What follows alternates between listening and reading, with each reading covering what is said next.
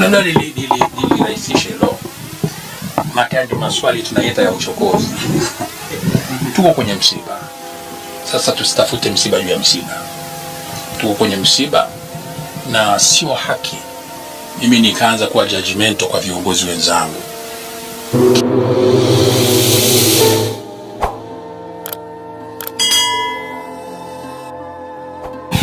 Ya kwanza na washukuru ndugu waandishi wa habari kwa kufika nyumbani kwa mzee wetu hayati Edwin Mtei.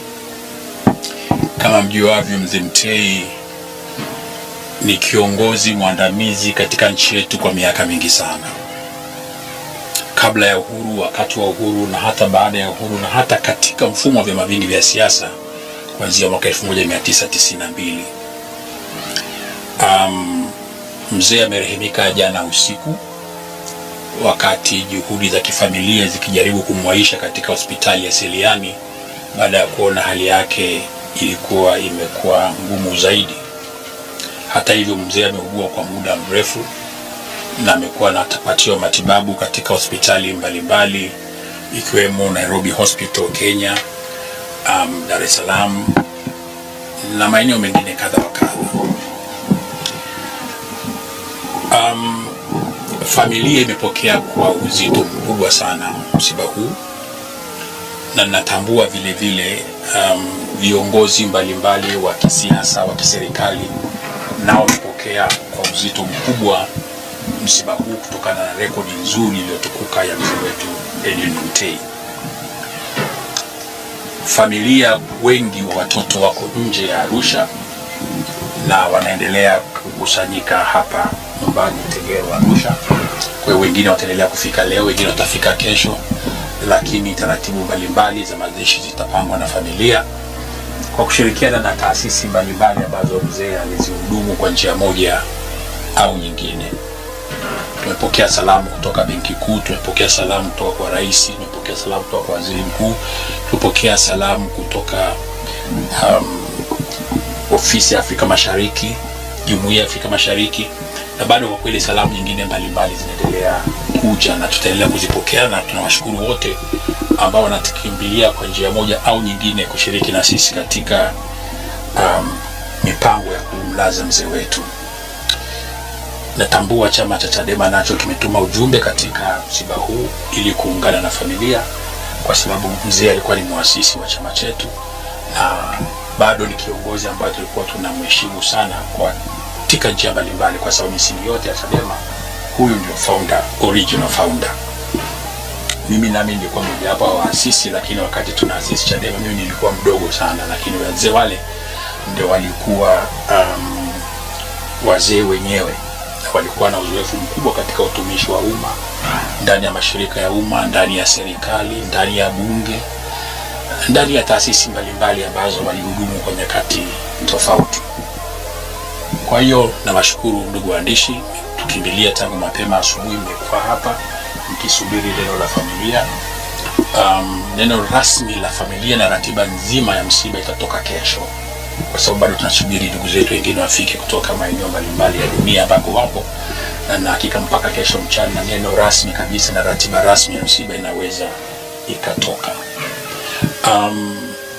Nawashukuru wote, nashukuru Chadema, nashukuru waandishi wa habari, nashukuru hata wachungaji wamefika hapa na ndugu wengine ambao wanaendelea kujumuika na sisi. Kwa kweli nawashukuru sana.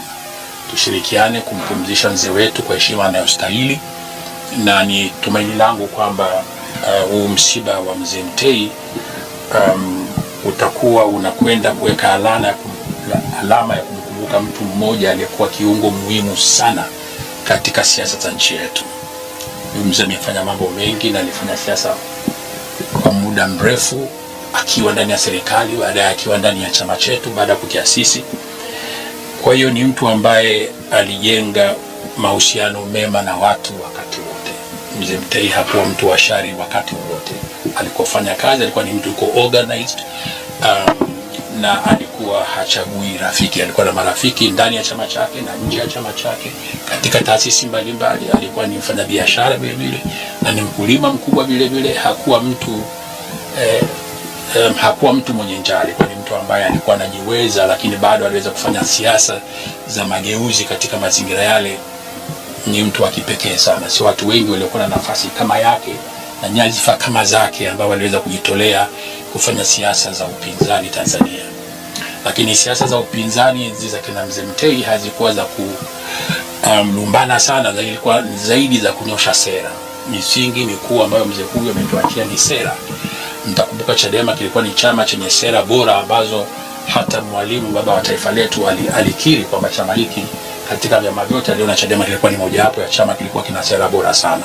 Hii ndi kazi kubwa na misingi mikubwa ambayo walifanya waasisi wakiwemo kina mzee wetu hayati Mtei na hata Makani. Familia itaamua kifanyike nini. Huu msiba ni wa familia, na nikisema ni msiba wa familia, familia yetu ni pana. Familia yetu ni pana, ina wanasiasa, ina viongozi wa kiserikali, ina viongozi wa kidini, ina viongozi mchanganyiko. Kwa hiyo familia ndio itakayoamua, lakini msiba huu hatutaacha kushirikisha makundi yote ambayo baba alifanya nayo kazi kwa muda mrefu. Swali la pili, mimi binafsi na Mzee Mtei. Mimi vile vile Mzee Mtei ni baba mkwe wangu, lakini tulipoanza Chadema nilikuwa sijamuoa binti wa Mtei. Lakini nawezekana katika pitapita ya Chadema nikachungulia chema na mimi nikajiopolea hapo. Kwa hiyo ndivyo ambavyo niliingia katika undugu na familia ya mzee wetu Mtei. Lakini tulifanya kazi wote, mimi nikiwa mwenyekiti wa kwanza wa vijana wa chama hiki na mjumbe wa kamati kuu tangu tunakiasisi chama. Kwa hiyo tulikiasisi chama, Mzee Mtei hakuwa muasisi peke yake. Yeye ndiye alikuwa kiongozi wetu wa waasisi. Lakini tulikuwa tuna waasisi 12 ambao ndio tulianzisha Chadema. Na yeye akiwa kiongozi wetu. Na akiwa ndio muongoza njia. Kwa hiyo ndio hivyo. Mzee amefanya kazi kubwa kama nilivyosema, kwa sababu alitusaidia zaidi experience. Alikuwa na experience ya masuala ya fedha. Alikuwa na experience kubwa ya masuala ya kodi. Alikuwa na experience kubwa ya mambo ya sera, policies. Alikuwa na uzoefu mkubwa wa masuala ya kidiplomasia. Alishakuwa katibu mkuu wa Jumuiya ya Afrika Mashariki. Ashakuwa mkurugenzi wa Afrika kule IMF makao makuu Washington DC Marekani. Kwa hiyo ni mtu alikuwa alileta uzoefu wa njia mbalimbali.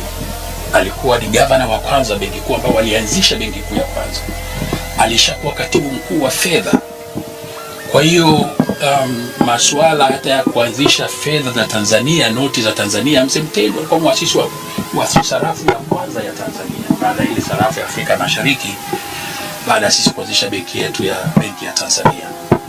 Kwa hiyo ni mzee alikuwa na vast experience, na nikisema kwamba ni kila mmoja anaweza kuwa na bahati ya kuwa na experience ya mzee kama huyu, na mbali kama nilivyowaambia awali, mbali ya masuala ya kiuongozi wa kitaasisi na kibiashara, alikuwa ni mkulima mkubwa, akawa na exporter mkubwa wakawa nchi za nje. Alikuwa ni mfugaji, alikuwa ni mkulima, alikuwa ni mtu mwenye alijaliwa na Mwenyezi Mungu, akaishi maisha ambayo mzee alijitegemea vizuri na aliweza kuijenga familia yake vizuri. Kwa hiyo na wote ambao tulifanya kazi naye tulipata hazina kubwa sana ya kufanya kazi na mtu ambaye alikuwa na upeo mkubwa sana tu.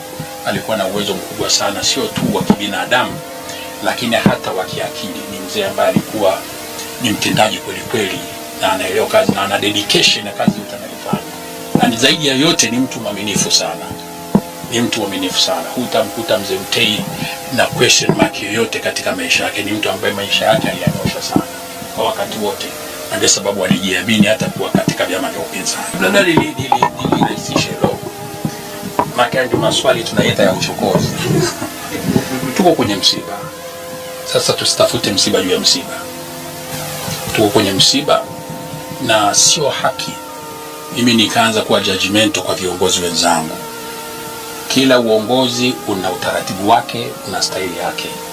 Kwa hiyo watu tunapishana, hatufanani.